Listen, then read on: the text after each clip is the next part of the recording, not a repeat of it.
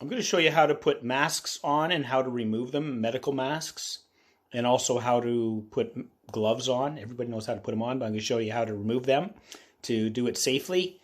So I'll start off with the masks. Here's two different styles of N95 masks. N95 are the good ones. They're the ones that will remove viruses. So all you do with this style, have the elastics on the, grasp them, put your chin in, pull the elastics carefully over. Be careful because they do break if you're not careful. The lower one goes around the back of the neck. The other one goes up around the back of the head. As long as they're over the ears, they're fine. And then you shape it with this metal piece here, okay? You shape it around your nose. And make sure you've got a little bit of a, you've got a good seal. You can feel if you've got that seal, when you breathe in, you can feel that sort of pulling in on the mask. Okay, to remove it, again, it's no big deal if you touch the front of the surface of the mask. It is contaminated, so you're going to have to wash your hands. You put it carefully into a trash can. But, if you want to be a little bit more safe, remove it with the elastics carefully.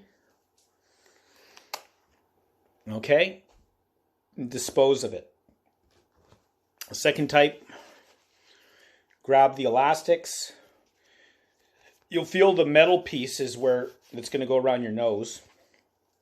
The bottom part opens up. Your chin can go in there. It does go in there. Okay? Just fit it around the bottom of your chin. Pull the elastics over. I actually like this type of mask much more than the other one. One elastic goes around the back of your neck. One goes up a little higher. I don't even think it really matters which one because these two elastics are very close to each other. And then you shape it.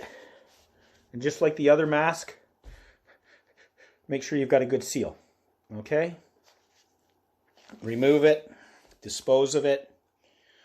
Wash your hands. If you've touched your mask, then you want to clean your hands. Okay? Soap and water or disinfectant of some sort. Here's gloves. These ones are nitrile gloves. Lovely blue color. Some of them are latex. Some of them are plastic. So you put them on.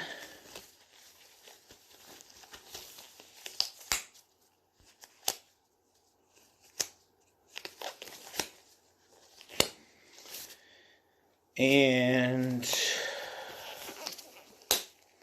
you can go about your day. All they're protecting at the moment is your hands. Okay, they're not protecting anything else. So, but what the advantage of these are is that, you can go about, you can open and close things, and if you think they've become infected, they're unsanitary in any way, you can put on the hand sanitizer, or you can dispose of them. Okay, so I find these are really useful going out and about. I don't actually use the plastic ones. I'll show you the ones that I use. But the important thing is if you feel like you can assume they're contaminated once you've used them and you're out around and doing your thing. So here's the proper way to dispose of them. You just remove the one. Okay, you can gobble it up, put it in the other one. And then you can carefully pinch this one off, either the top, maybe a little bit better if you do it from the back.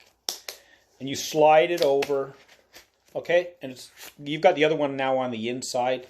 It's contained, and dispose of them properly. So here's the type that I'm using when I'm going out and about in my day. And it just makes life easier to open doors and not have to worry about hand sanitizer all over the place. So same thing, I'll put these ones on. And whenever I'm using these, I'm being careful, thinking about the surface of this is contaminated. So I'm trying not to get my fingers close to this part here, where my hands are going to be. So you can grab it here, and you kind of do your best to get this on without touching, the contaminated part of your gloves to your fingers or your hand or your face or anything else. And same thing to remove them. What I'm doing is I'll put these on the floor of the passenger side of the car. One goes down, and then I'll remove it with a finger into the back of it, and I will put that on the floor of the car as well. So I have these green zones. The green zones are the uncontaminated areas. They're areas I'm being very, very cautious to ensure are not contaminated. The inside of my house and the inside of my car. Those are green zones. And what I'll do is I will, like for example, coming up to the car, I'll open it with my glove. But then once I'm going on into the car's interior, I'm removing these very carefully. I'm not touching anything in the car. I'm not touching the steering wheel. I'm not touching, buttons, nothing. I remove them. I put them on the inside of the car, on the floor on the passenger side. Now I can touch everything, and my hands are uncontaminated, so I know I'm not contaminating everything. Same thing when I come to my house. I'll open the door with my gloves on, and once I'm going inside, I'm removing them. I'm putting them down in a safe place, but I'm not touching anything. I'm not touching even the inside handle to shut the door with my glove. So that way I'm keeping contamination.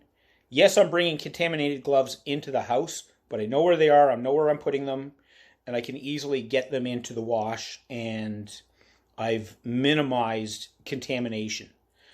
So you need to practice this a little bit, like get into the practice of doing this and thinking it through while the spread of this illness is not severe, because you're not going to want to make a mistake when we're like 3 weeks, 1 month, a month and a half from now.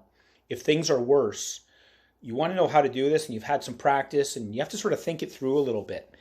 Keeping these areas green, as I call it, I've heard that term on some media. Maybe it was Chris Martinson or someone like that. And this idea of keeping an uncontaminated area that you're confident is clean, and you don't have to keep washing surfaces because it has never been contaminated.